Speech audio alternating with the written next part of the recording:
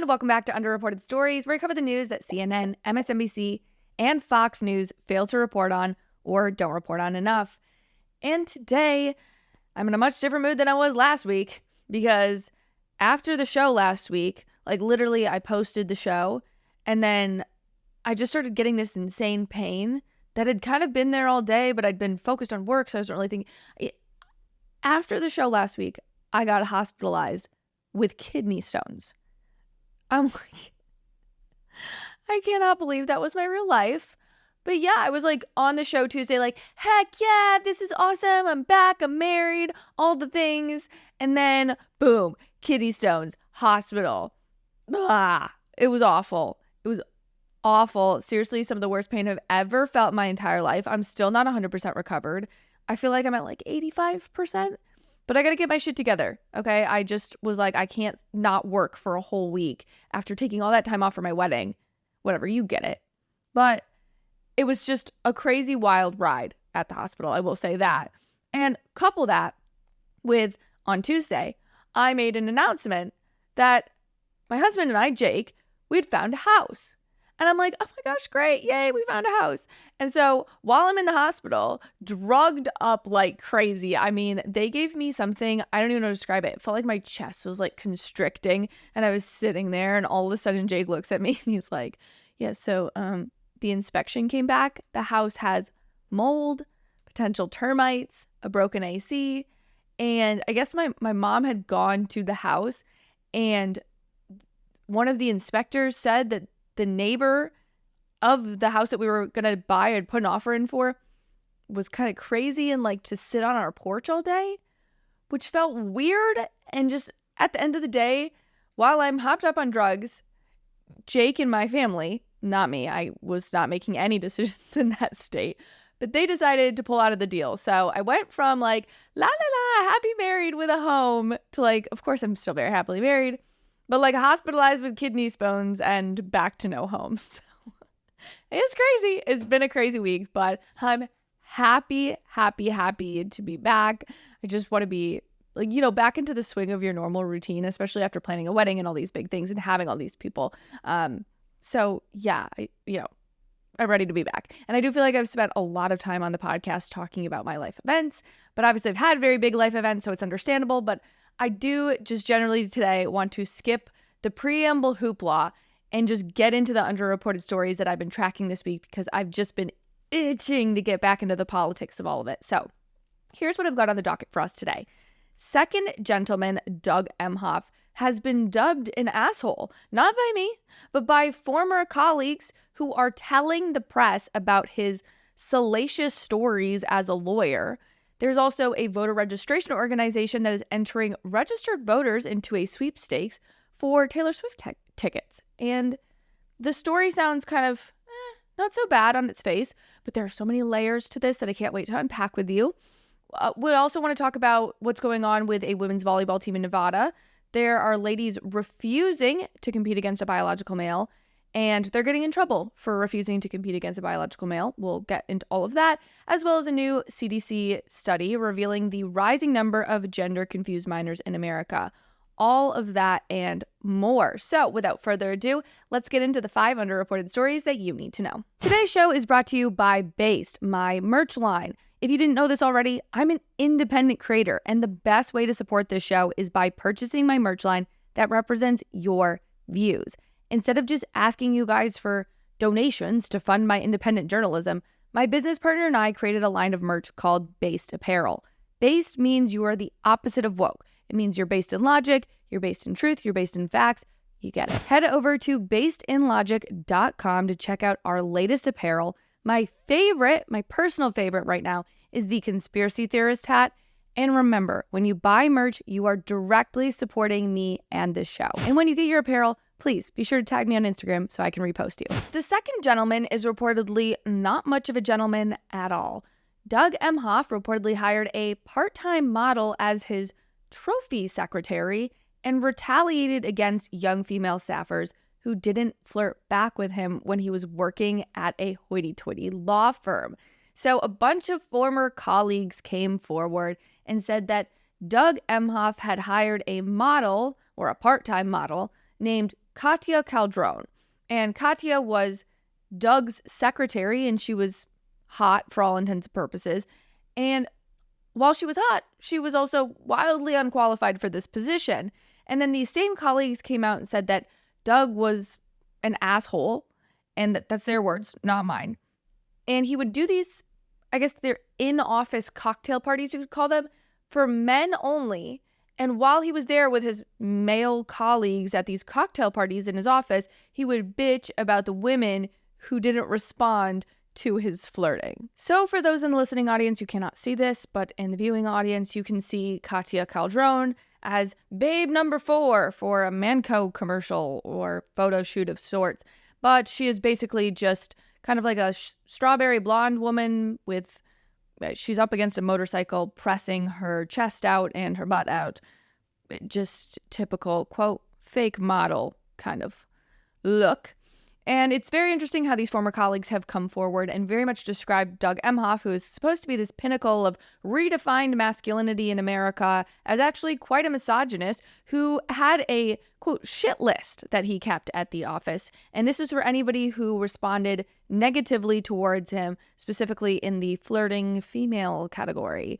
So Venable is the law firm that Doug worked for, and a former Venable lawyer told the Daily Mail that there were deadlines that if you were one of Doug's favorite people, they wouldn't apply. But if you weren't, they would. So Doug was very much a favorites person, potentially a favorites person towards men and not women, considering he had kind of earned himself the title of misogynist.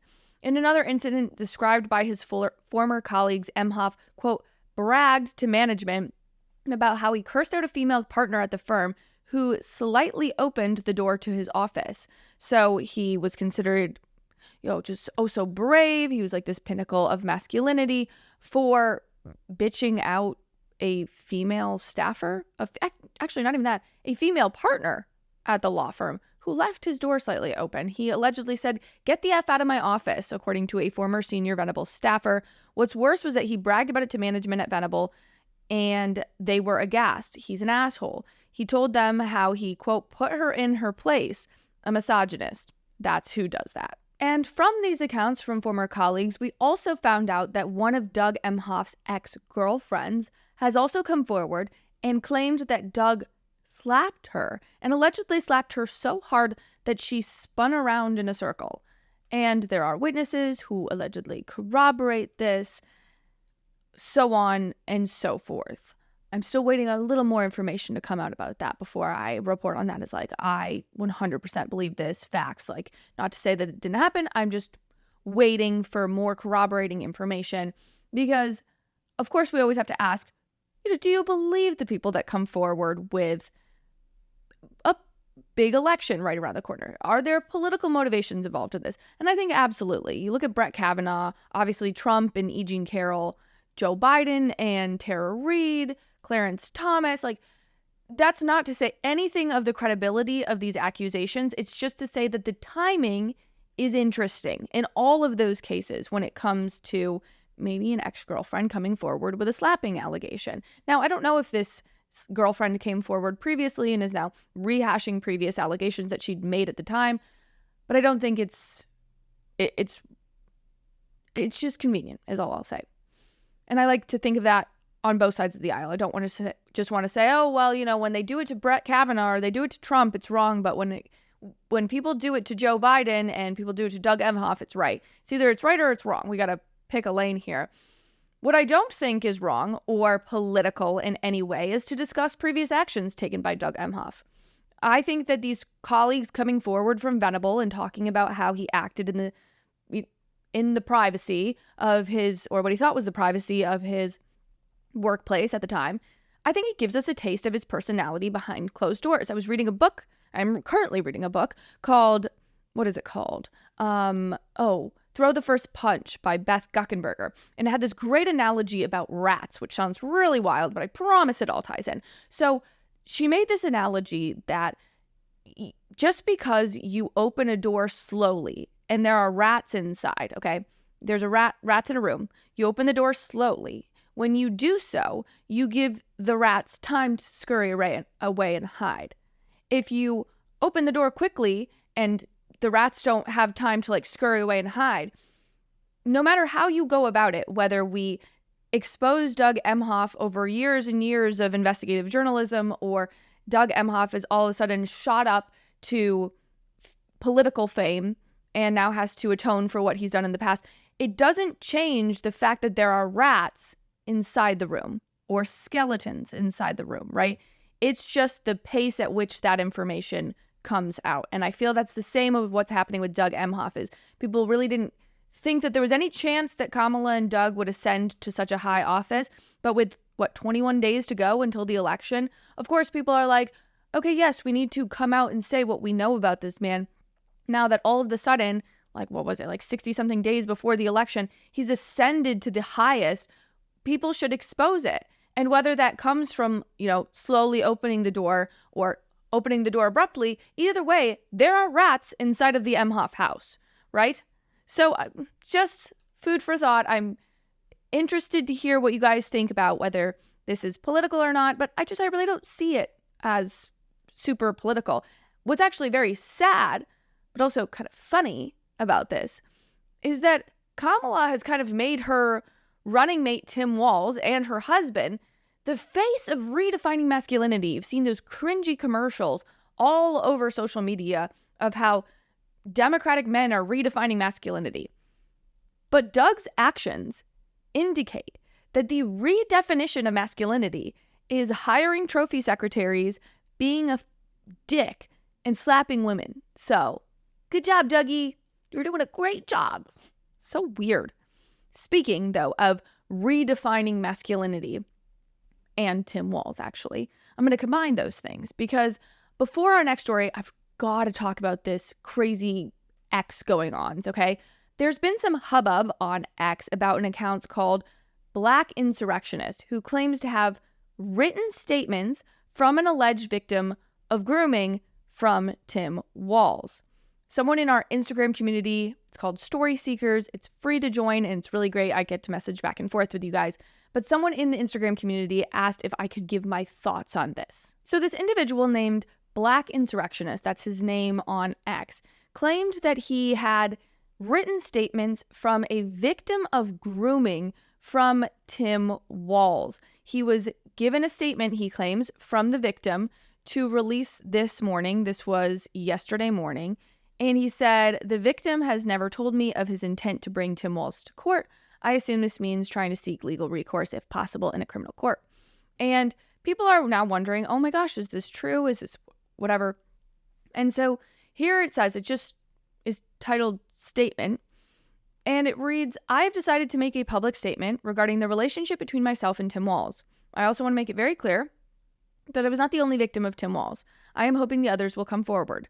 I know of at least one other person who has come forward and has not received the publicity that I am now receiving. I want to give you some of the places that I went with Tim Walz over the course of the time I was abused and give you some descriptive information of Tim Walz's body that may be helpful in my claim. It goes on to say that Tim Walz has a raised scar on his chest, a Chinese symbol tattoo on his upper thigh. I also remember the small scar on his left arm that was more than a soft burn. And it's just a whole kind of information tell-all about how between the ages of 14 and 18, Tim Walz was part of an unhealthy relationship with this now adult. And this, I believe, happened in 1995 to 1998 or 9. That's when this was all alleged. And now it's coming forward right now. And in that tweet, Black Insurrectionist goes on to say that there are more documents with more information that he's yet to put out for us, but Tim Walz has, falsified his resume, he's falsified documents and stories that he's told the media. Him and his wife have lied about their use of IVF and how they conceived their child, blah, blah, blah, blah, blah. And here are my thoughts. There very well could be a person out there that was harmed by Tim Walz. I cannot tell you whether that's true or not. I don't have any of that information in front of me. But what I can tell you is that I don't trust this person, this Black Insurrectionist person, DocNet YouTube. I don't trust this person at all.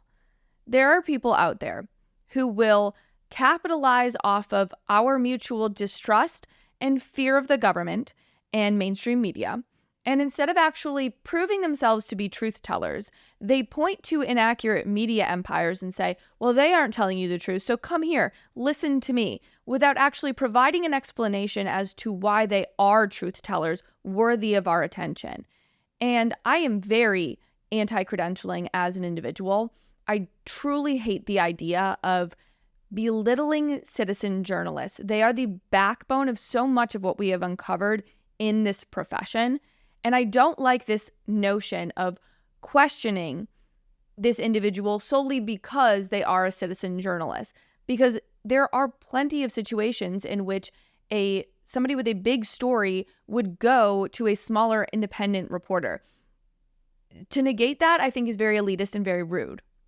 There is absolutely a world in which a person would trust an independent citizen journalism like Black insurrectionists with a big story like this. I don't negate that.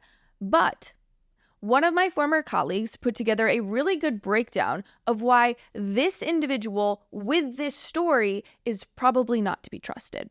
This post is from my colleague, Philip. We worked together over at the Daily Caller. He was kind of at the foundation side when I was at the for-profit side, so we didn't interact all that much, but I saw his response to Black insurrectionist post, and it just caught my attention. I figured it was so worth sharing with you guys because I was like, oh, yes, retweet, literally. He says, as a writer, I'm always looking at not only what is being written, but how it is being delivered. We all have our own idiosyncrasies in how we write. There are curious similarities between Black insurrectionists and the accuser's written letter. Here are some examples. Both, including the poster, this is Black insurrectionist, the journalist, if you'll call him that, and the accuser, they both capitalize the same words, and they'll kind of use capitalized random words such as Harris Walls campaign with no apostrophe or with no slash in between Harris Walls. They'll say something like school board in uppercase letters, even though that's not technically the proper noun unless you're calling it, Washington State School Board, then you would capitalize it. There are a lot of idiosyncrasies that match both. Both also frequently employ strong repetitions in their sentence structure. I recorded the email, recorded the submission. Gmail was not used, Yahoo Mail was used, Proton Mail was used, Rocket Mail was used. You can see what I wrote, you can see the submission, but most importantly, you can see that I put the Vice President of the United States on notice. So it's just kind of like this repetitive way in which Black insurrectionists and the alleged accuser speak. Then compare that to the accuser. The accuser says, he was telling me that it was natural. He was telling me that it was okay. I thought I was having a great time. I thought I was beginning to think I was gay. Many people will attack my claims. Many will doubt my claims. It's the repetitive nature. I have my own idiosyncrasies too. You guys, you listen to me for long enough and you'll hear me say kind of the same isms over and over and over again because I'm human. This is a very human thing to do. But while there are exceptions to this, both the alleged journalist and the alleged victim seem to use the same words, same isms, all of that. One other side note that Philip made was that both the Black insurrectionist and the alleged victim use the full name Tim Walz to reference Tim Walz, which you might think is not, how do I put this? Not suspect at all. But at the same time, if you had a relationship with somebody like Tim Walz, wouldn't you refer to him as maybe Mr. Walz or the governor or Tim because you knew him for years and years and years, or Walz or just anything else? They just seem to use the same formulation in all of their words. And the poster also uses the same format in terms of month of year format. So if Black insurrectionist says March of 1996 instead of March 1996 or 1996 or just March or March of 96, the accuser also seems to say September of 1995. And this goes on and on and on. And Philip, one of the reasons why I also pulled his post because I thought it was really good is that he doesn't necessarily call the poster a liar, but these linguistic similarities coupled with what appears to be mouse cursors on the screen of the emails and other oddities had him wondering if this was legit or not. And if it is, of course, we'll be happy to give credit and say that we're off base. But I wanted to pull this up because look at the weird way in which the emails were typed, almost as if this was typed into a Google document and not actually a email in and of itself. And of course, if you're in the listening audience, the email, it just doesn't add up in terms of what would visually be on an email address. So I would really encourage you guys to come over to the YouTube channel, Rumble channel, X, Facebook, wherever you would want to watch, and just come check out some of these pictures because it's interesting. But please let me know in the comments whether you believe this Black insurrectionist account or not. So let's move on to our next story. This one's a wild ride, so stick with me. Democratic operatives are giving away Taylor Swift concert tickets to people who register to vote. Now, there is nothing, and I mean nothing, inherently illegal about this, which kind of sounds crazy. But what happened was a left-leaning nonprofit will enter people into a sweepstakes to win these Taylor Swift concert tickets if they register to vote. And you can let me know whether you think that's a good idea or not. I don't really have too much of a take on it. I'll give it to you later, but I don't have a massive take on it. What I find to be hella problematic is that the founder of this sweepstakes and of the nonprofit operating the sweepstake was convicted of voter fraud. Yeah. Tate Hausman is his name, and he runs this voter registration nonprofit. But back in 2009, he illegally claimed residency in Ohio so he could vote for Barack Obama, even though he's a lifelong New Yorker. So he registered to vote in New York, registered to vote in Ohio, and then voted in both, and then claimed ignorance, even though this is his day job. It's wild. And in my head, I'm like, you do something this stupid, and you're now legally allowed to operate a group that gets people to the polls? Am I the only one that finds that problematic? The judge found this man guilty of illegally voting, and now he's allowed to operate an organization that encourages and allegedly teaches people how to vote. He doesn't even know how to vote himself. Why is he teaching other people? I don't get that. Ugh, it's just weird. But let me know if you agree. Maybe I'm just being dramatic. And I want to get to the Taylor Swift part of all of this because I don't really take umbrage that much with the Taylor Swift concert tickets. I take issue with the fact that someone who would illegally game the system is still allowed to work in this field. That's what irks me. And I posted this whole story on my social media, just like a small snippet of the story on my shorts and, Instagram, TikTok, all that stuff. And a lot of people said they think that the giving away of Taylor Swift tickets actually should be illegal. So let me know if you agree. Here's why I disagree, actually, and why I don't take that much umbrage with it is because I don't think we would be saying that about a trip to Mar-a-Lago. We do that all the time. We see that all the time on the right? Like you can get a meet and greet with Donald Trump or a trip to Mar-a-Lago or Donald Trump's Bible or shoes or something like that if you register to vote. Like, it's really not that big of a deal. You're just encouraging people to register to vote. You're not telling them who to vote for. I think it's a tactic to get people to register to vote. Where I actually have issue with it is just like forcing everybody to vote. It's weird to me. Honestly, I used to, I believe in college probably, think like, oh, it would just be so great if more people were involved in politics. I'm woman enough to admit that 10 years ago, I was really wrong about that. Not everyone needs to vote, okay? If you're not interested in the political process, you don't have to vote. And I don't think we need to push everyone to vote. That's what kind of stirs me up. Honestly, that's how you get uneducated morons showing up at the polls. And it's really annoying because then I have to deal with the consequences of living under a dictatorship because a bunch of dumb idiots showed up to the polls. Okay? I don't want to do that. No. And I get it. I want people... I think that came across maybe a little bitchy, but it's true. I mean, I stand by all of it. And I'm okay with the people encouraging other people to vote. Actually, peer-to-peer communication about elections, voting, all of that, it actually makes a way bigger difference than me on my platform telling you how to vote or who to vote for, any of that stuff. When you tell your peers how to vote and who to vote for, and you have honest conversations, that makes a way bigger impact. But these big organizations, I think that is where I'm taking umbrage with just registering people to vote left and right. That's what weirds me out, okay? if you want to talk to your dumb neighbor that is really dumb, but you still want them to go out and vote because you believe that's their God-given right, cool, I'm cool with that. It's when these giant organizations and conglomerates are just registering people left and right to vote that weirds me out, right? Mostly because it makes me think our elections are a little unsafe when people are just registering to vote just to register to vote, or maybe trying to register in multiple areas or multiple states or something like that to, I don't know, get Taylor Swift tickets. You know, it's not that I have an issue with the sweepstakes. It's that I have an issue with, generally speaking, just like pushing people to vote. But let me know if you disagree, okay? Anyway, let's move on to our third story today. The pro-women movement, we'll call it, in women's sports. Actually, as I say it, I'm like, is that a sentence I ever thought I was going to utter? No, probably not.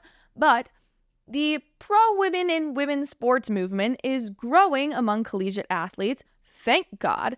The University of Nevada's women's volleyball team is the fifth team refusing to play against the San Jose State University women's volleyball team because the team has a biological male who plays on that team. The New York Post, with this great write-up, says the University of Nevada has issued a statement rebuking its women's volleyball team for forfeiting a match against a team that includes a transgender player. So the women who want to protest a male team or a male opponent being in the female sport, they're getting in trouble with their university. In recent weeks, several schools have canceled matches against San Jose State, whose roster includes redshirt senior Blair Fleming, who was born a biological male.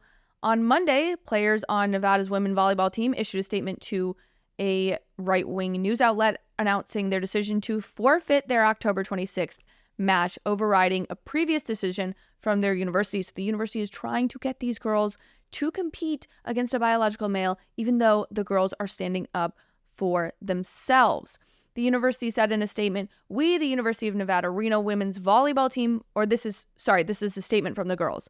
"We, the women's volleyball team, forfeit against San Jose State University and stand united in solidarity with the volleyball teams of Southern Utah University, Boise State University, the University of Wyoming, and Utah State University," referring to other teams who have forfeited their matches. Now, none of these other teams, have explicitly said that they are boycotting because of the other teammate on San Jose State University, the volleyball team. What we have seen is an explicit call out here now from the University of Nevada Reno, as well as a shirt from the Utah State University volleyball team. The girls wear a shirt that says boycott, and the word boy in boycott is bolded. So take with that what you will. We demand, the statement goes on to say, "We demand that our right to safety and fair competition on the court be upheld." What a bare minimum. "We refuse to participate in any match that advances injustice against female athletes." I mean, good for these women. It's awesome. But then in response to this, the University of Nevada told the outlet and the players that the players' decision doesn't represent the stance of the school and that the school will proceed with the match, whether the girls like it or not. This is what the school had to say about it. It says, "The players' decision and statements were made independently and without consultation from the university or the athletic department." I don't know right there. Let me know your thoughts in the comments. Do you think that means that the university's athletic department wasn't on board with this, or the coach wasn't on board with this? Because I'm very interested in where the coach stands on this. The statement goes on to say the player's decision also does not represent the position of the university because, of course, the university is governed by the Nevada Constitution and Nevada law, which strictly protects equality of rights under the law. There are like a million bajillion conservative commentators who are going to say things like, "This is the way forward." And like, yes, this is great. Thank goodness that there are women out there starting to coalesce and wake up to an attack on their rights. Truly, I'm all for it. So I don't want to come across as hostile when I say, right now, the girls I feel the worst for, I truly feel the worst for the women on the San Jose State University volleyball team. Because the women at, let's say, Utah State University or the University of Utah, they might have to go after their university and fight a good fight, but they are all together. The girls have each other, right? And they have a coalesced team and potentially a coach that is on their side. But my friend Paula Scanlon, she was a swimmer at the University of Pennsylvania, And she talks deeply about how the university tried to silence girls who swam with Will or Leah Thomas, whatever you want to call Will/Leah Thomas. And Paula would talk openly about how when she swam against this individual or with this individual, she wasn't allowed to complain about it. And I think that San Jose State University is likely doing that to these women as well. And it breaks my heart because they're losing out on valuable opportunities. They don't get to play these 5 matches because of one selfish male player. Of course this boycott is great, okay? I'm not going to deny that. But seriously, it doesn't just take the players, because there are a litany of other women, all the other women on the roster, except for this one individual on San Jose State University's team, that are suffering. The schools need to get on board with this for there to be true fairness in women's sport. It's just true. So I'm sure I'm not alone in this. This isn't like the most insane hot take, but of course it's my job to provide the underreported story view of it, and that is what I view to be truly the underreported story in all of this right now. So SJSU women, I feel for you so much right now.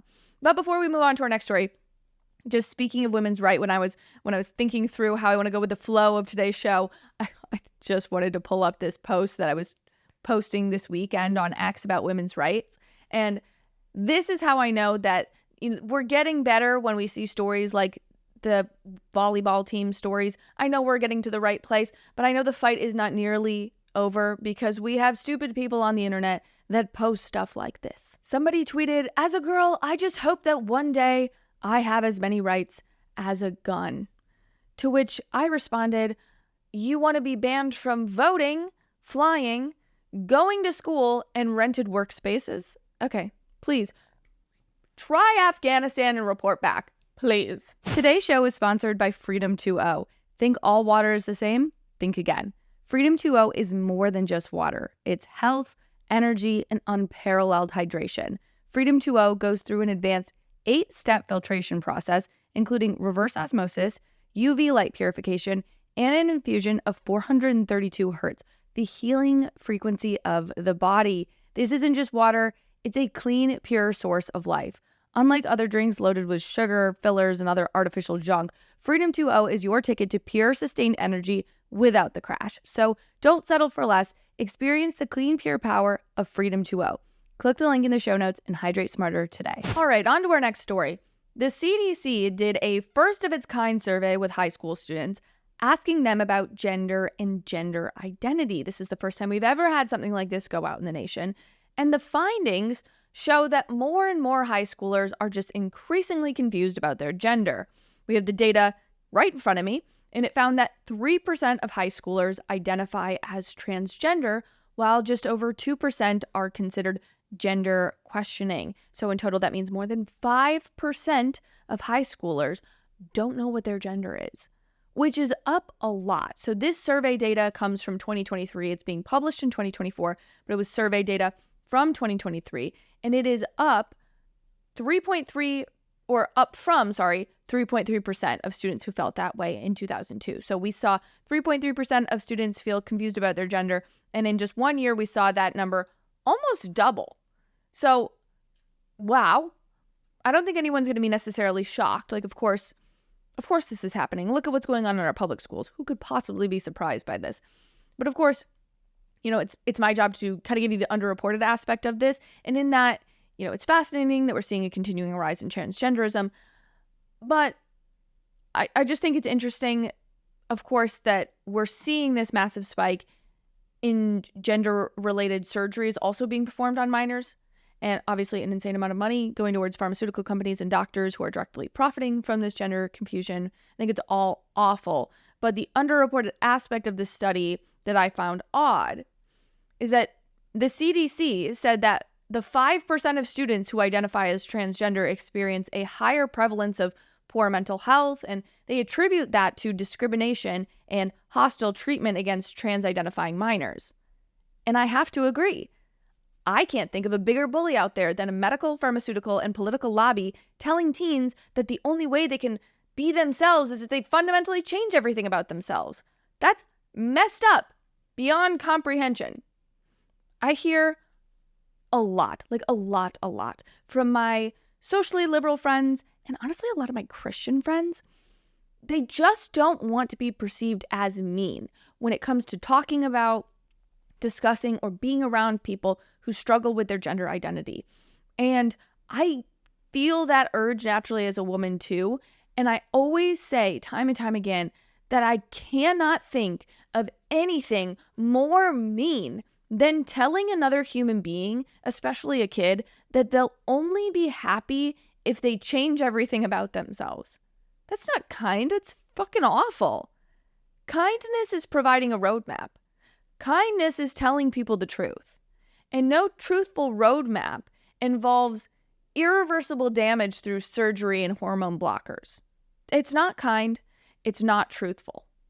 So when I read these studies that we see a growing number of people identifying as gender confused and feeling bullied, I empathize. They are being bullied, like I said, by a medical, pharmaceutical, and political lobby that profits off of people being sick and harmed, truly harmed. So I just advocate for you to not buy into this lie. Please, please, please do not buy into this lie.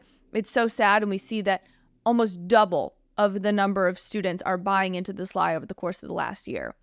Let me know if you guys have any tactics that you've seen be successful in deploying against your school district, or even if you see this at daycares. Like, this ideology is everywhere. So if you have tips for, other people to take on and deploy against their public school districts and private school districts, please let me know in the comments. And let's move on to our final story. So this one is kind of wild and definitely underreported. I'd never heard about it. But America has, actually, I would say generally speaking, when you think about America's public school system, private school system, generally speaking, like, it's good, but it's not like the world's best. But we do have, of course, a handful of elite schools that are just, they outrank everybody. I was watching a TikTok, just scrolling, and it said that it was ranking out the top 10 best high schools in the nation. And one of them, it's ranked number 5. It's called Thomas Jefferson High School. It has been giving our teaching tactics to our nation's biggest enemy, China. So Thomas Jefferson High School has been taking money through a separate, quote unquote, nonprofit from the Chinese Communist Party. So the CCP, what they've been doing is they've been donating to a nonprofit that helps fundraise for Thomas Jefferson High School. They gave TJ, that's the high school, $3.6 million, the CCP, through their other nonprofits. So it looks like random nonprofit from China gives money to random nonprofit in the US. But in actuality, it's the Chinese Communist Party funneling money to a nonprofit. That nonprofit funnels money to a random nonprofit in the US, and that random nonprofit in the US is not actually a random nonprofit. It is directly affiliated with the public school district of Fairfax County Public Schools in Virginia, which operates Thomas Jefferson High School. So, yeah, weird. And while the donations from China were being raked in by America, America's top-ranked STEM school, that's TJ, gave its curriculum, gave its syllabi, and even our floor plans for the school to China, our biggest rival. There are now 10 state-sponsored, CCP-owned and operated Thomas Jefferson High School replicas in China. We are literally handing over our biggest weapons to our biggest enemies. There are so many people that bitch and complain about Chinese students who come over to American elite universities like Harvard, Yale, blah, blah, blah, blah, blah, any university, and then go back to China. There have been people that advocate that if you want to come get a education here in America, you can't go back to our adversary countries. You're staying here. I've heard people argue that, or we're just not letting those people in if they come from an adverse country, unless they're here and they're staying here on a visa of some sort. They're not coming to our universities anymore because our adversaries are taking advantage of our education system. Yet we're handing over our school plans, our syllabus, our curriculum, our frickin' floor plans to our biggest enemy. Now, I have always thought, one of the things I originally found kind of odd about the story is that I always thought Chinese schools were better than American schools, especially when it comes to undergraduate K through 12 education. You watch those videos on TikTok or something and you see like Chinese kids just look like they could wall up an American kid in everything from sports to reading to writing to music, anything along those lines.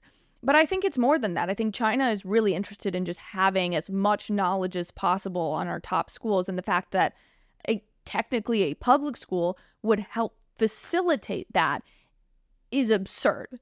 Truly on its face absurd. But again, this isn't just like, oh my gosh, FCPS, which is the public school that encompasses TJ High School.